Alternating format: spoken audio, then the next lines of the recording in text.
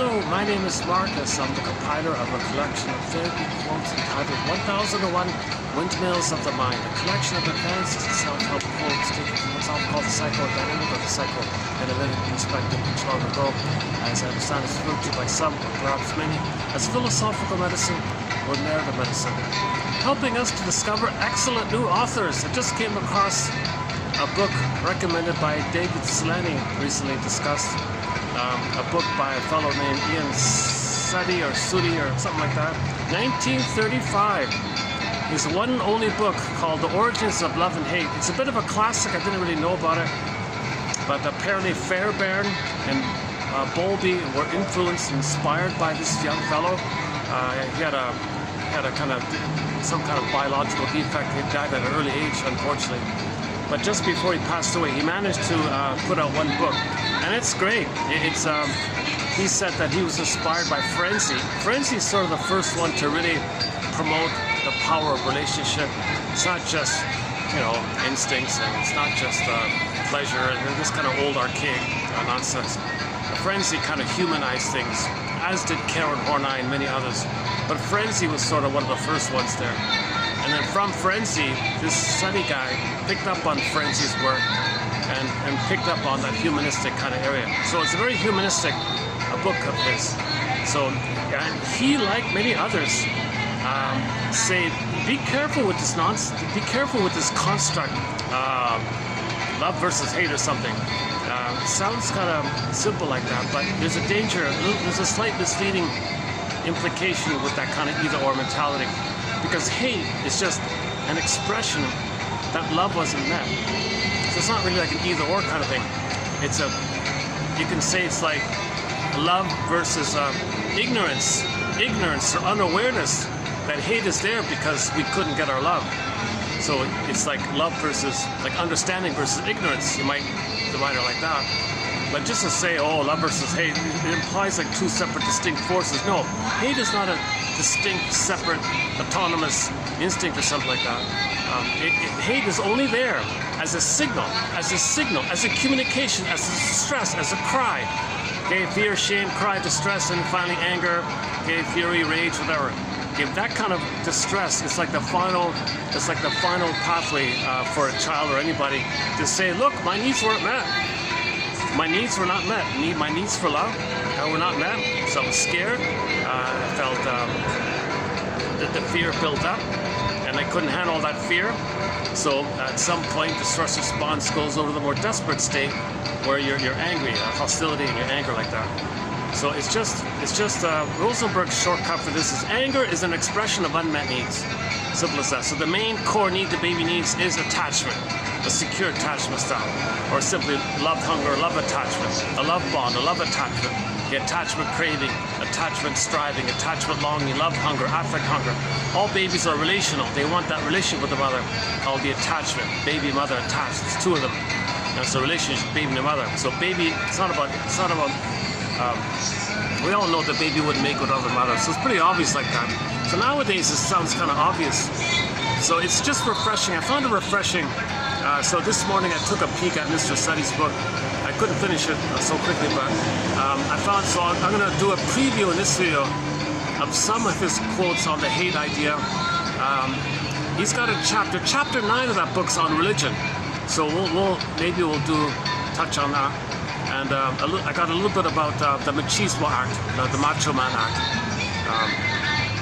This so-called manliness, that's a polite way of saying it, where men are afraid to be in touch with their feelings. And he coined the phrase, the taboo of tenderness.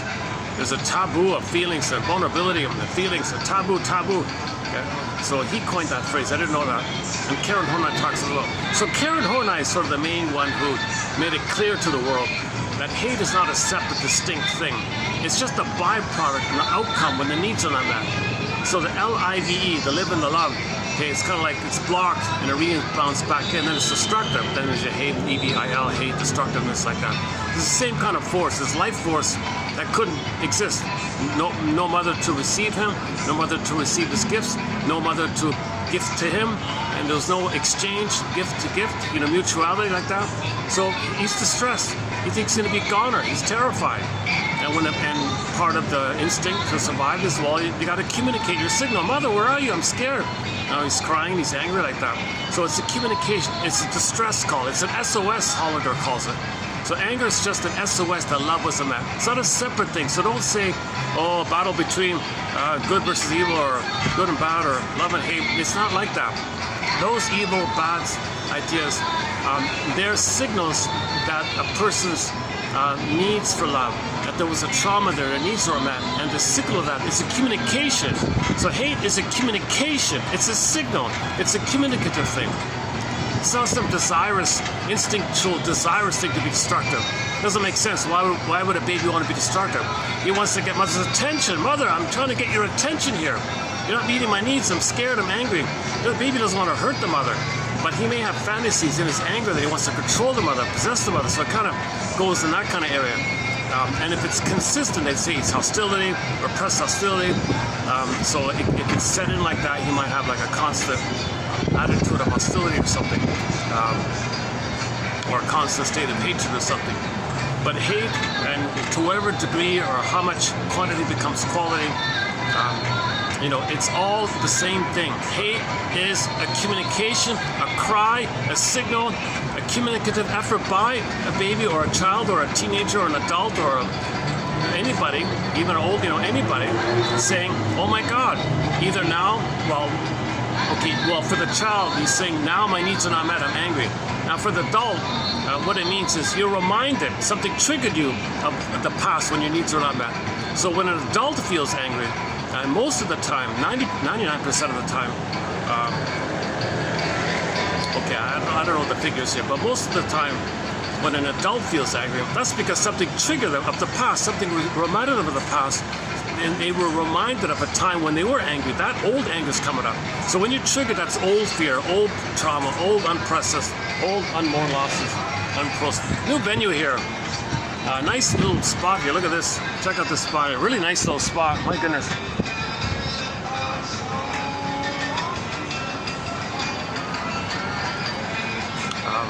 The indoor is all occupied. I can't use the indoor. It's a tiny venue. I saw the promo for this, and it looked kind of nice with the pictures and all that. So let's give it a try. I got to take a sky train all the way down, kind of thing. But I had to wait for all the smokers to finish their thing. So a new venue here. I'm not sure if I'll come back to tell you the truth.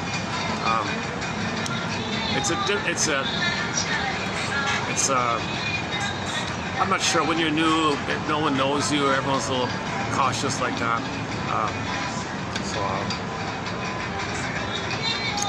Okay, now enough about the venue report. I want to give it a try here. But nice day today. I was going to do it outside. Oh man, what a great song. Okay, let's pause here for a second. This is, what you're hearing is a woman from the Horn of Africa, Haugan, Sarah.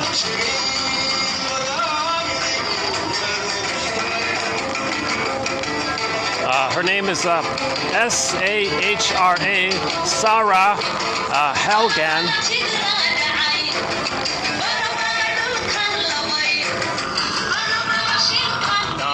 So a little credit to the music podcast called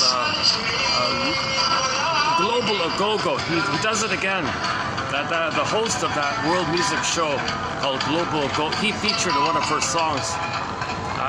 So she's from sort of in the east, the Horn of Africa, that horn part. Looks like a rhinoceros's horn, that part, that kind of area. Somalia, that kind of general area. And I think there's this, I think there's some kind of, in the region of the Horn of Africa, Somalia, that kind of area. I'm not exactly sure about the history there. But she moved recently to France or something, and she has 3 albums out. This is a live one back in her hometown, and her and 3 fellows, two on the drum, the tabla, those hand drums, and one guy on the oud, I think, those ancient traditional guitars called the oud. O-U-D, I think. O-U-D. Actually, sounds a little bit like that guy from Hamza, what's his name again? Hamza El Din or something. I tried to play that fellow, Hamza El Din. All copyright. It's all copyright. So hopefully this will get through. It's a live one. And I think this is a cover of some traditional folk song over there. So she's doing a cover of it. So I love it. It's good. Now the audio, the sound recording is disturbed. There's some crackles and scratches in the background.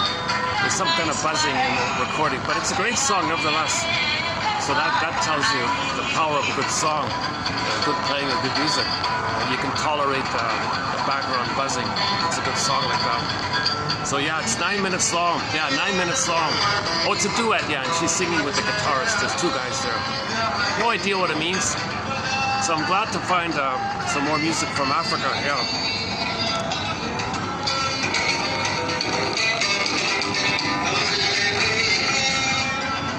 Not sure how well it's coming across with all the background noises around here. I got the sky train near me, and the fan behind me there.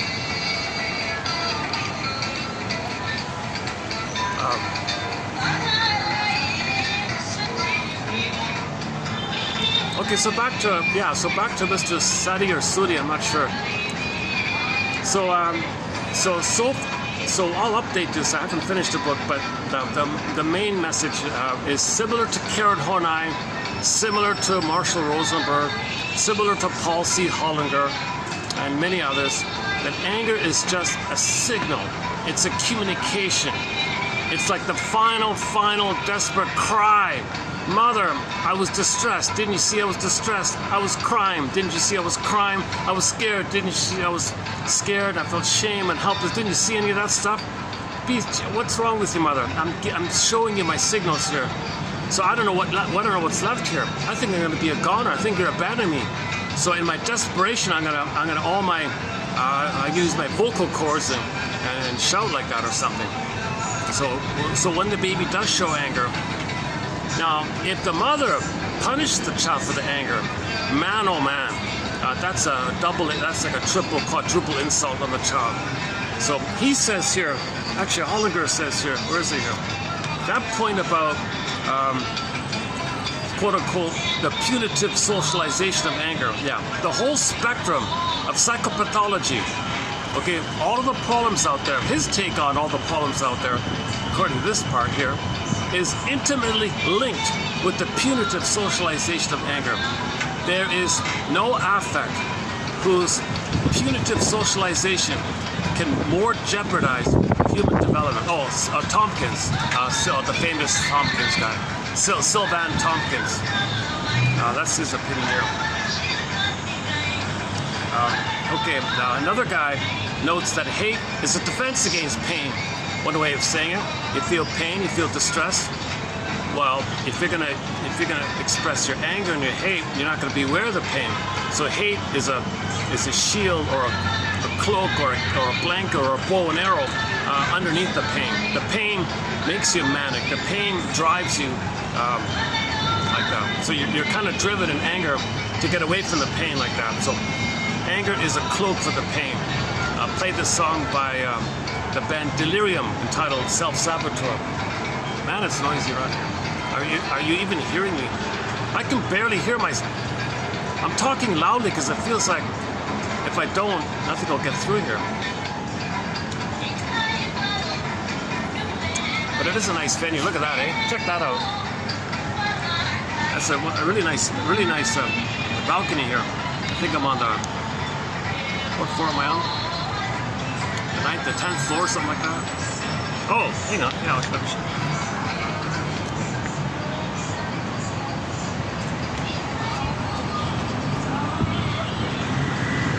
yeah, there's the sky train. So I'm right on the sky train there.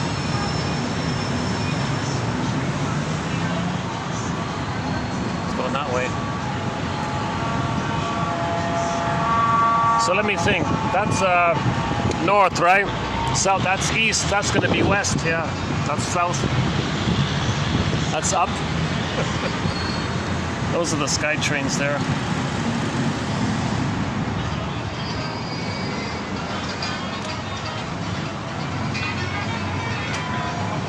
Actually, they got a nice painting in there. It's blocked off, but I don't know if you can see it, but there's a fancy, a nice fancy, colorful, I can't even see it. You probably can't even see it. They got it reserved, it's all booked off. I tried to do the venue in there and said, no, we're preparing for a VIP or something.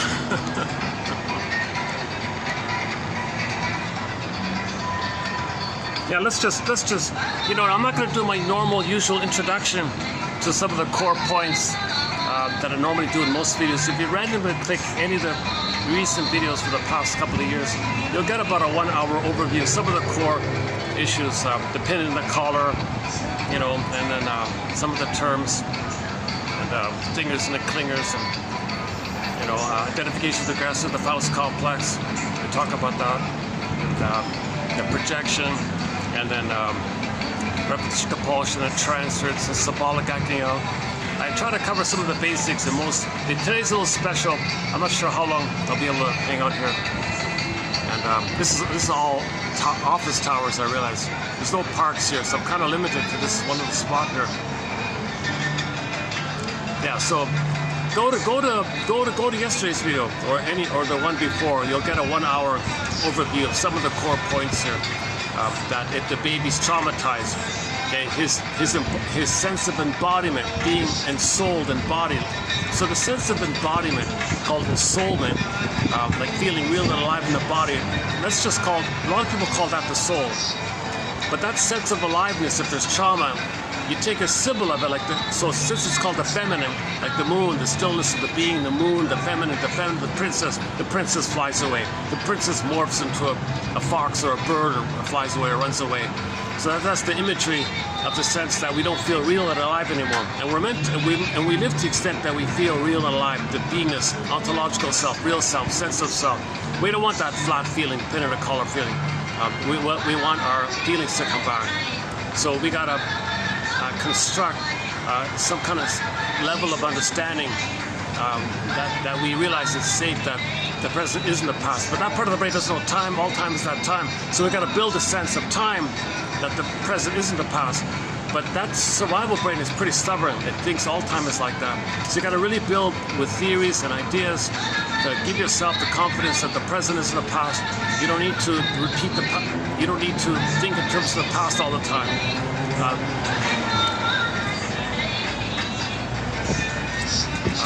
So that's called building the ego here. So that's what we're trying to do here. Read theories and quotes and ideas, and it moves towards realizing your patterns, your repetition. Because when there's trauma, you repeat. So if you can identify repetition, it moves towards realizing the gap, right? The gap of what you should have received from the mother and what you actually received from the mother. There's a huge gap. One guy calls it the basic fault. The image is like a crack in the earth, a huge gap, like a gap in the earth. Like a real fault took place, like a real wrong took place. So you got to realize that kind of gap, like what you needed and what you got, and the pain around it. And when you realize that, you're going to realize it because you keep recreating with people. So you got to realize, be conscious of it. Then you realize, okay, I'm not in the past anymore. I don't need to worry about that anymore. I can kind of move towards living in the present kind of. Okay, so we got 62 topics and chapters on the go here. So let's just stick with this one here. Another guy says that anger is a defense against vulnerability and fear and pain. Yeah, okay, we got that one. Trying to understand how hate comes from love. Yeah, trying to understand how hate comes from love. It's not like a separate line. It comes from love. So you got the love and it morphs to hate. Like it's the same line, it's the same life force. We're meant to live in love. But mother hurts the baby, the same life force twists around. And the anger is a cry that the life force that's meant to love got blocked. And the blockage kind of builds up the tension. and then the anger comes like that. So it's not like a separate thing. So once again, trying to understand how hate comes from love and how the hate within us all potentially denies our compassion and blinds us to our own, and even more importantly, others' frailties and vulnerabilities is the subject of many short stories, novels, poems, films, so on. So of course, if you're in anger mode, you're not thinking clearly, you don't have empathy for yourself and others, you're in a survival mode. You're in the place of thinking it's about survival, that you're going to be a goner, mother's going to abandon you. You think you're a goner, so the anger is like a distress. Mother, I'm going to perish here. Mother, pick me up, hold me, soothe me. Mother, don't leave me alone in the crib crying myself like this. I think I'm going to die here or something. Mother, can't you hear me screaming? Can't you hear me crying? I think I'm in peril. I'm going to perish. SOS, mother, mother. And what does the mother do? Puts sound, those new ear sound blocking muffle, those headphones that muffle the sound. Mother, what are you doing? You're not even hearing me? Cry yourself to sleep, okay? No, that's abuse. This thing about making the babies cry themselves to sleep is considered abuse by many people, because he thinks he's dying and mother's not around. Mother, I think I'm dying here. No, you're not. No, but I feel it. It's real for me. I got stress. I got cortisol. I got adrenaline here. I'm all revved up. My set points of stress is too high. I haven't got enough. My set points of trust is too low. The stress too high. Oxytocin, serotonin too low. Adrenaline too high. What are you doing to me? You're whacking my brain here, mother. Come on, please make me feel safe. Don't stress me out like this, and it's gonna be set in too high, kind of thing. Oh, be quiet, baby. Anger is hideous. You can't show anger. You don't complain to me, mother. What's wrong with you? My cry is letting you know that you failed to meet my needs for interest and trust and safety, communication and development and warmth and soothing. Be recognized as all that motherly kind of thing. I know what you're talking about. So when the baby becomes angry, and if that's frozen, and later on, someone ignores you, it might be triggered. Some little thing like someone slights you or something, and that could be triggered up the past, and all anger, some trifle, some person didn't return your hello or just brushed you off or something, and that could trigger the immense anger that you felt in the nursery, and now you feel that. Now, triggered up by the trivial little thing in the present, so that's why we gotta understand the ideas of triggers and things. So most anger means you're triggered, right? You're usually triggered.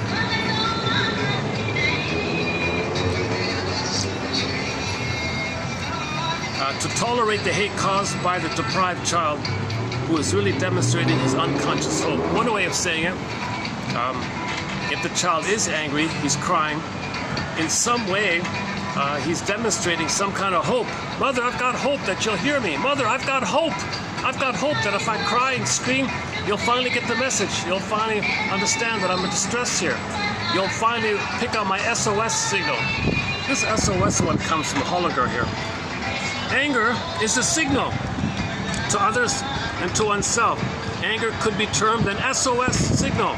Mother, my anger is an SOS. Doesn't ABBA have a song or something like that? I forgot. Anger could be termed an SOS signal, a call for help. Mother, my anger means something is wrong here, mother. Anger is linked to the affect of distress. So you can say it two ways. You can say that when the needs are not met, okay, his curiosity, his connection, his safety, his needs are not met, he's going to feel stress, distress. Now the distress can kind of branch off or morph into different ways. Shame, fear, and then anger, obviously. So Holliger likes to use distress as more of an umbrella kind of term, and the different forms it takes. So the ultimate form of the distress is the anger, right? Anger is linked to the affect of distress. Everyone has a stimulus threshold that can trigger distress and anger. Yeah, so people's trigger threshold can vary. Like some little thing might trigger someone, some Others are not triggered by it. Depends on how much trauma you receive. People who are easily triggered, that implies that they received a lot of trauma. Right? Maybe I'll turn the music off here. Yeah, it's getting too noisy, right? It's not working. I need to play this in a quiet room. I've got music in the background here. Oh, for Pete's sakes! I hope this stuff isn't copyrighted. It might be. Usually, this hotel music's copyrighted. Okay. It's possible from now on you might not be hearing me.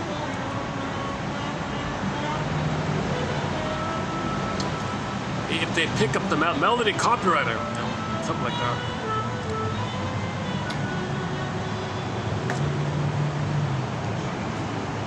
Let's just chance it then. Maybe it'll be okay. It's funny, I played 3 Nazareth songs. Love Leads to Madness, that got through.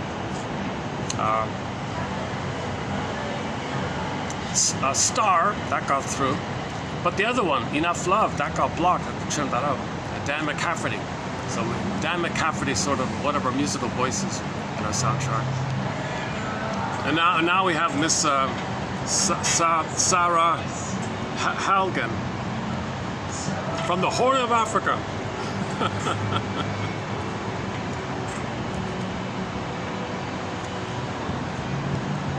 Okay, just a sidebar here. It is interesting to note that any affect, positive or negative, okay, interest, pleasure, delight, okay, positive, okay, so positive or negative, distress, fear, shame, anger, if excessive enough, can produce anger. So, for example, if there's too much of anything, it can lead to anger. For example, meaning if there's a decrease in what you're doing, if a decrease of enjoyment is too much, it can lead to irritability and anger. So let's say you're happy and somebody interrupts you, you might be angry. So if you're very, very happy, someone interrupts you, you might be angry. So usually if there's a disruption to your joy and your curiosity, it can lead to anger. A too intense, startled episode can result in fear and anger, obviously. So there's a degree, sometimes a little surprise, oh, that's okay, but the surprise can be triggering. Anger is also a final common pathway for all the negative affects. Okay, if you take all the unpleasant affects, okay, shame, fear, distress, sadness, okay, and you amp it up, the final kind of I don't know, pathway he says here is going to be the anger. So excessive distress, fear, shame, disgust, dismay can all ultimately trigger an angry response. Okay. Now, of course, anger. Of course, if you're in a distressed mode, it's going to impair your curiosity. You're not going to think clearly. But if you could be curious about your anger, that'll be a big help. He says here. Look at how your childhood is being triggered in the present.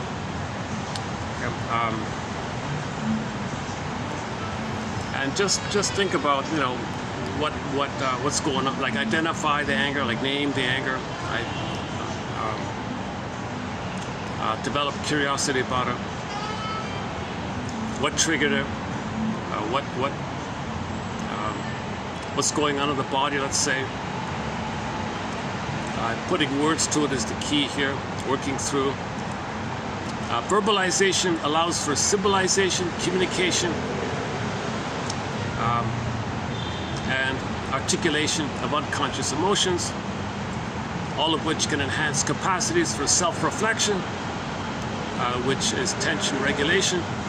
Many emphasize the importance of putting into words various triggers, feelings, fantasies, so on, associated with anger, generating in our clients a sense of curiosity about their internal world and feelings. That is, we want to mobilize the affect of interest to aid in dealing with negative affects. So the moment you're feeling unpleasant, see if you can kind of hook in your curiosity. What's going on here? Why? What am I feeling? Why is this going on? Was that trigger? Did that remind me of something? Just be a detective. The moment you feel unpleasant, put on your Columbo outfit. Put on your detective thing. The mishandling of interest, the mishandling of the interest affect early in the development. Compromise the capacity of interest to help understand negative. The mishandling of the interest affect early in development compromises the capacity of interest to help understand negative affects. Okay, so if the mother always says, don't touch this child, don't do this, don't do this, don't touch that, don't touch that. If there's too much of this, you see, the child believes he's no good, he's defective, because he had an interest. There was a he there, there was an I there, and he fuses it up, he's confused. So if the mother says no to his interest, the child thinks he's saying no to him. You're saying no to me? The mother doesn't make it clear. No, baby, I'm just saying no, don't throw the juice on the floor. Oh, but I was curious about it. I wanted to see it fall. I wanted to see the splashes. I wanted to see the puddles. I wanted to see gravity. I want to know what's going on in the world here. It's my curiosity. So that's me. That's my curiosity. Me and my curiosity. Now, if you reject my curiosity, I think you're rejecting me. I feel no good, no good, no good. Play Linda Ronstadt in the background. Baby, you're no good. So I've discussed a fair bit recently. Okay, so all these examples. So the role of the mother is to protect his interests, because you're protecting his identity. You're protecting his esteem, his sense of self. Oh, well, there's the VIP. I see it. Some grizzly-looking guy with maybe his daughter or something like that. Of course, he's doing all the talking, and the young lady just politely nodding and smiling. Let's see. He's very animated, going on and on. Oh my God, are you serious? They booked that whole thing? That guy booked that whole thing? This must be a wealthy guy or something. Yeah, this is a nicer kind of area. This is sort of considered one of the 5-star kind of places. I didn't even know this existed. I just saw the little blurb there about it. It's not heavily advertised. It's like a small boutique kind of 5-star hotel.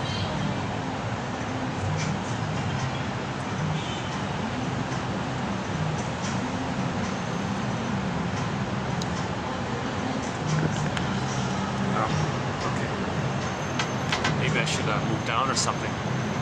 Let's see. Let me check out the options here.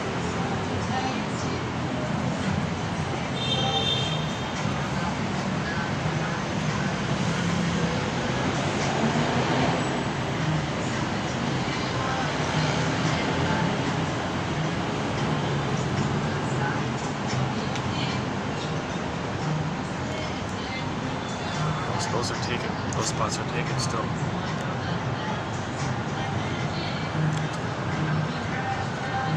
Okay, well, let's continue with anger here.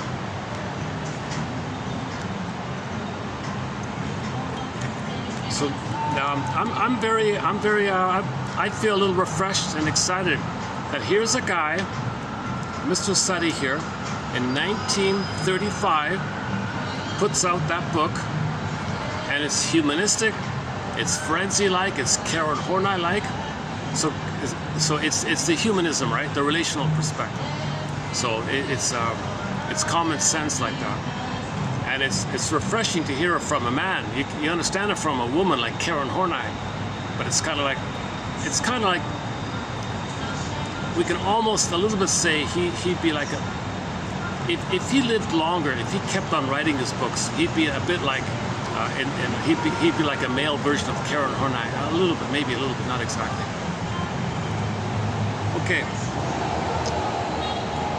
Okay, so here he is here, Mr. Study. Okay, hatred owes all of its meaning to a demand for love. Right there. Anger or hate or hatred or hostility owes all of its meaning. All of its meaning. Like, what does it mean? Why is he angry?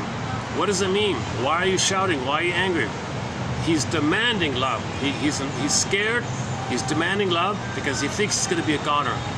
If it's a baby, he really thinks it. If it's an adult, he's being reminded as a child he thought it. We can only hate a person whose love we desire.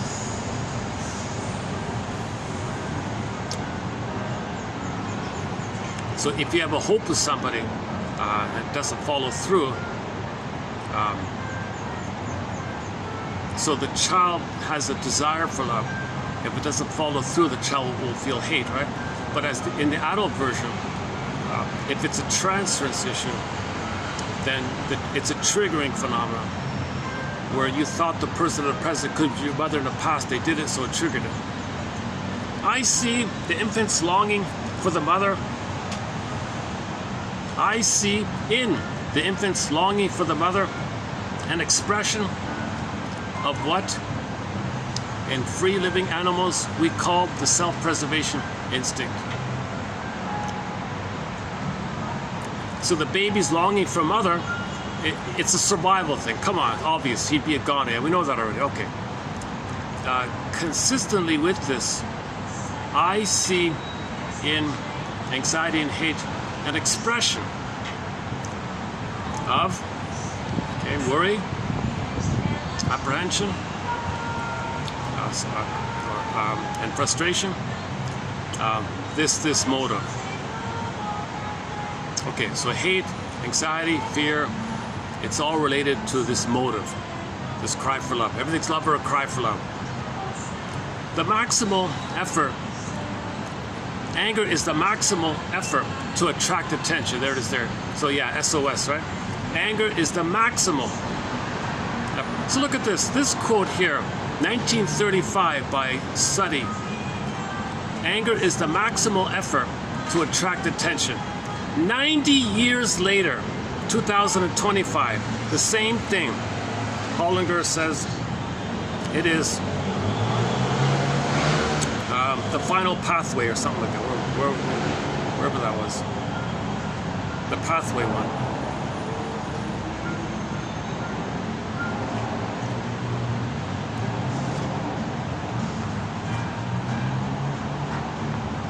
Somewhere here.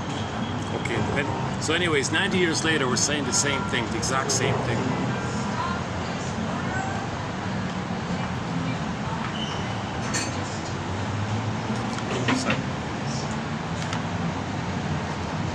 Yeah, this wealthy gentleman who booked the whole quartered off section there, just beside me, he's clearly had a very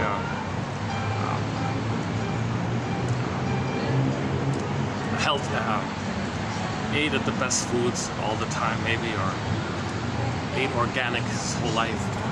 You know, he looks pretty healthy. He looks sort of pretty healthy.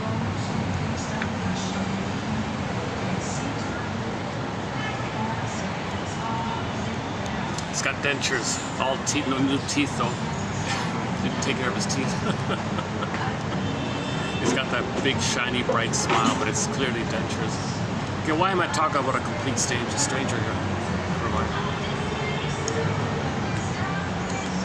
I've noticed that on occasion when I see a couple with a fellow in his 70s, let's say, and they got a young lady in her 20s, barely in her 20s or something, the pattern seems to be similar. The guy's doing all the talking, and the girl's just politely smiling and sitting there calmly.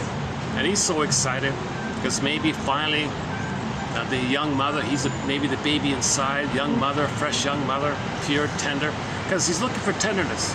So the young gal might be like a thought of as being tender, innocent, right? So remember, there's a taboo against tenderness, and the search for tenderness is very veiled. It's kind of veiled like that. So if this is a work colleague or introduction or something, he's probably having a fantasy. Gee, I wish my mother were tender towards me. I love this presence of her. And and she's here thinking I'm going to give her a job, let's say, or she's expecting some kind of benefit or something. But I'm enjoying the fantasy that here's a young woman who appears, fresh and a little innocent. That could be a fantasy of tenderness. So most men have a fear of tenderness. That's Ian Sutton's term, taboo of tenderness. Okay. So when the baby's hurt, simple, basic Pavlovian classical conditioning. If the baby's hurt, shamed, rejected, he's going to have a taboo of this area, this whole feminine area, this embodiment area, the feeling self area. Okay, there's a taboo of that. There's a fear of that. So as a defense against him, you're going to be angry and hostile, machismo, and called pseudo-aggression. It's all a shield. It's all a cloak like that. Hatred, I consider, is just a standing reproach to the hated person and owes all of its meaning to a demand for love. There it is again. Hatred, the meaning of hatred is he's demanding love. Quote, earth hath no hate, but love turned to hatred. Again, earth hath no hate, but love to hatred turned. So we can do it both ways. Earth has no hate, only love which turned to hate. And hell, no fury, but a baby scorned. Unquote. If we postulate the existence from infancy of a social need, then the pilgrimage to maturity, new phrase there, pilgrimage to maturity. Never saw that before. I don't know who he's quoting here. He's got it in quotes here. The pilgrimage to maturity assumes for us an aspect different from that which we obtain by looking backwards from an anxious, competitive adulthood.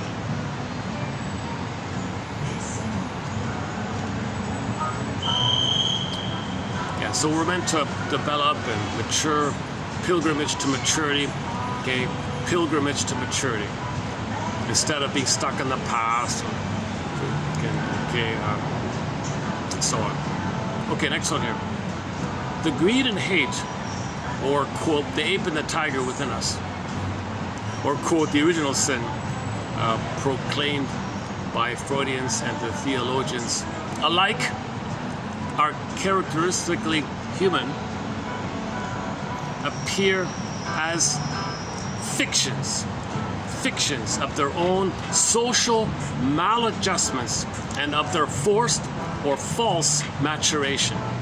So stuff like greed and hate, okay, the ape and the tiger, whatever, or original guilt, okay, this is false maturation or arrested development, okay, some kind of stunted development, okay, weaning trauma, relational trauma, interpersonal trauma, developmental trauma, strain trauma, and so on. From these kind of traumas, you get, okay, the survival jungle mentality, the ape and the tiger. Okay, original sin means the baby thinks he's in pain, original pain, guilt. Okay, some more smokers right in front of me.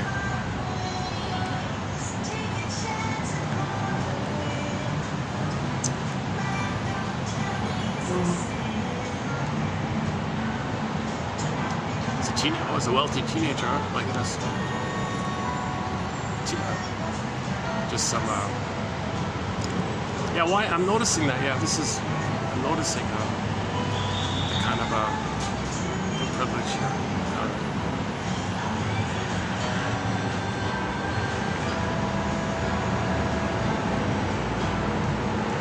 Yeah, why would somebody with all this? See, it's not about that, right? It's all about the nursery time. No amount of wealth later on is gonna translate to receiving the love that you should have received in the nursery. So you're stuck with pain. So it's young. So people might be smoking to anesthetize, to numb the pain away.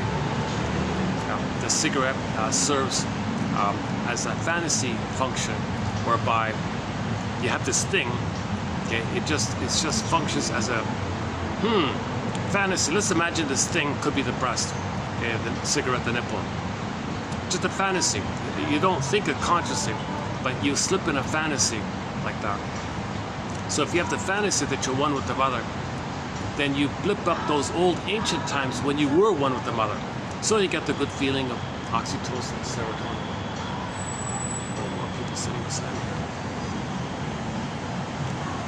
Oh, this is getting awkward here. Oh, this is the reserve section. Okay, let me change my spot here. I got some guy just kind of right in front of me, kind of to my side there. This is not going to work. I can't talk with this. It's right in front of me here.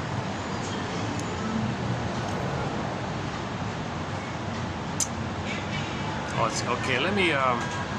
Thanks. I don't know this area. It's my first time to this area here. I don't know this area at all. Although I do see another hotel. You know what? Right across from me, there's another hotel. This silvery one here. This square one. Okay, let's do this. Let me hit the pause button here. Find some way to cross over these tracks. Give me about a half an hour to find another spot. Because in this hotel, this is the only spot to do it where I can talk now. But now it's getting a little ridiculous here. It looks like a reminds me of some kind of wealthy dysfunctional family.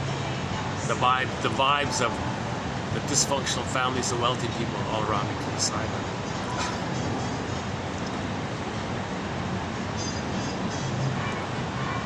Yeah, okay, let me hit the pause button and I'll see you in about half an hour. Let's see what time is it. 2:45. Battery's holding up. Battery's at 80%. And we're doing okay here time-wise.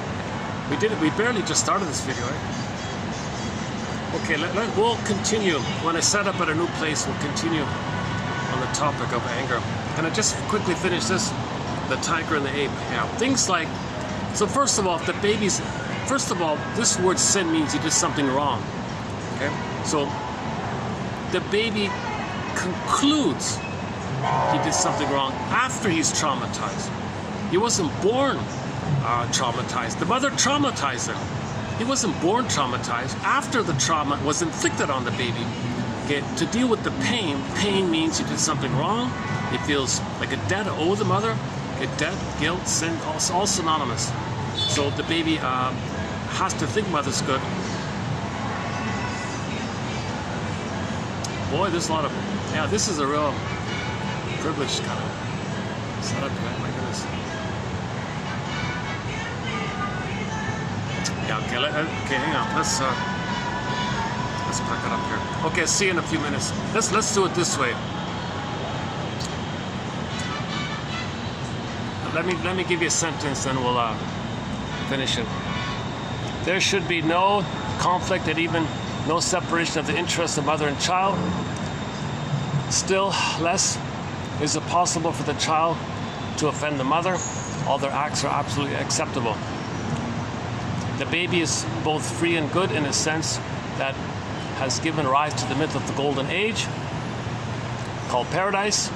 So whenever people talk about paradise and Garden of Eden and Shambhala and Shangri-La, any kind of paradisical image, okay, from the psychology point of view, that's a symbol that the baby wasn't a blissful time with the mother.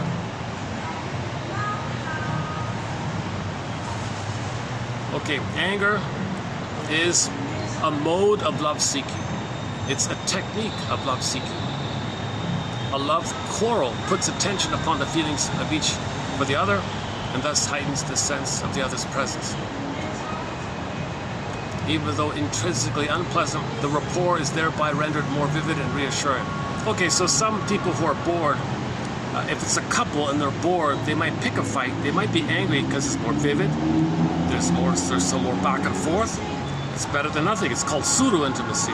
So some women might pick a fight, or the man, or usually it's the woman, she'll pick a fight with the guy. Come on, talk to me, relate to me.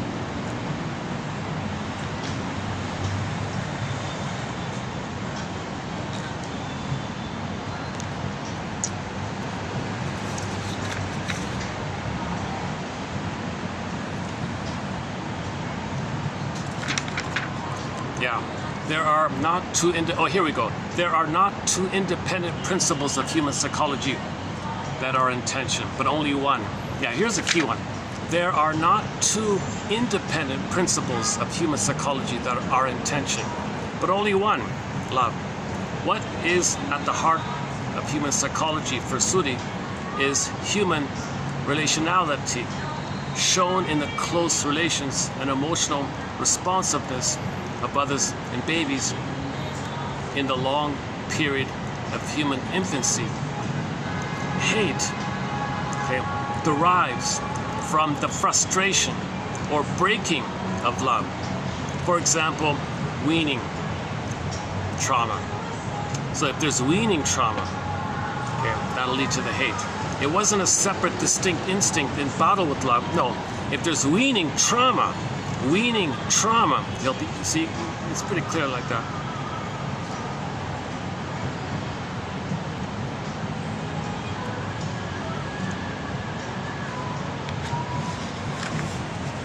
Okay, I'll see you in a few minutes here.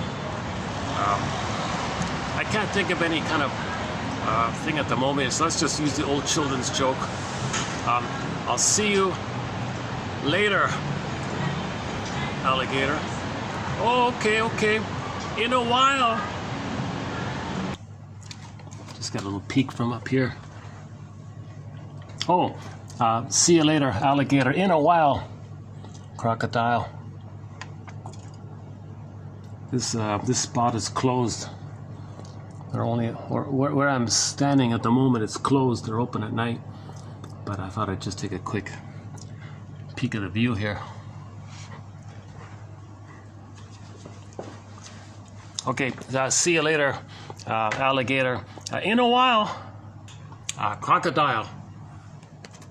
Okay, the nice manager said I can sit here for a little while, but not too long. It's open at 6 here. So that's been a few minutes here. Okay, let's go on with Ian Sadi's book, The Origins of Love and Hate. Excellent book from what I've seen so far. Many reprintings. But see, okay, I'll read a quote now from him, which will give you a clue to why he's kind of like a little bit, politely ignored or something. Okay, so let's talk about this, the machismo, the he-man, euphemistically called manliness, okay, this whole toxic masculinity, quote unquote. Okay, this state of mind is a reaction against the sentiments related to affection, tenderness, okay, what you like, that whole area, okay, from which we as children came from, that place when we needed affection and tenderness and trust. Okay, so the pain there, to get away from the pain, we become the he-man, the macho man.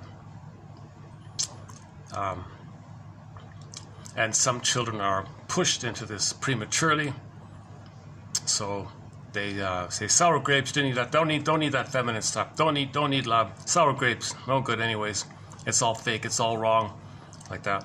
The suggestion arises that the whole of this character formation is a revenge upon and repudiation of the weaning mother.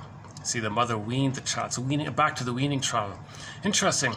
The older quotes talk about relational trauma, interpersonal trauma, developmental trauma, attachment trauma, which we use now, terms we use now. But back then in the 30s, they said weaning trauma. And these are all medical doctors, right? So Suri's a medical doctor, right? He came from a family of medical doctors and all this. And on the defensive principle of sour grapes, don't eat that stuff. So mother hurts the child, but didn't eat anyways. That's avoidant style due to the weaning trauma. And that's the anger and the hostility, that state of mind, the quote unquote the hostile mind, Leon Saul calls it. Okay, it's from here. One very common quote cover for expressions of warm and tender feeling is mock abuse. So look at that, eh? So the mock abuse, man oh man, what a cover, right? It's like a total repudiation of those tender feelings, the mock abuse. But the mock abuse is in response to the pain around once upon a time needing tenderness, affection, trust, sweetness, tenderness, soothing with the mother. So the mock abuse in the present is a reflection of the trauma in that area. On the supposition that there is a social, are we still recording? Okay. On the supposition that there is a social reaction against tenderness and feeling generally, we would expect to find that these forces seek safety valves and express themselves under various disguises and excuses which evade prohibition. Yeah, for example, at that billionaire, the rich guy over there, okay, maybe is I don't know what the relationship is. Maybe he's interviewing secretaries, let's say. So he brings in all these young ladies. That's just an excuse. It's a disguise. What he really wants is that sense of being in contact with a young, quote unquote, something that represents tenderness. A young 20-year-old girl doesn't know much, looks kind of tender and trusting. Well, the inner child, that's how he's trying to relate to the tenderness. He's got to disguise it. So he looks like a typical, macho man, right? But here he is, 70-plus-year-old fellow. Obviously, he books the whole expensive restaurant, like that section, not the whole thing. That restaurant had like a sectioned off kind of place with a barrier, with a nice painting and all that. So I wanted to use that. They said, no, it's booked, it's reserved. So while I was talking downstairs, that fellow came in with the young lady, right? So there's that cloak, there's a disguise. Maybe not, I don't know, maybe it's something else, I have no idea. But if it were that'd be an example of the excuse. Because how does somebody get in touch with tenderness? How does a he-man, how does a macho man, show some kind of acceptance in this area, right? Usually with pets, it might be allowed like that with pets, or people might be okay if the macho man, pets his dog, good dog or something, and you might like how the dog is playful. So that's like one of those kind of veiled kind of ways to get in touch with something playful and innocent like that. We do in fact find much of such evidence showing how strong is this taboo, and consequently how important are the impulses subjected to it.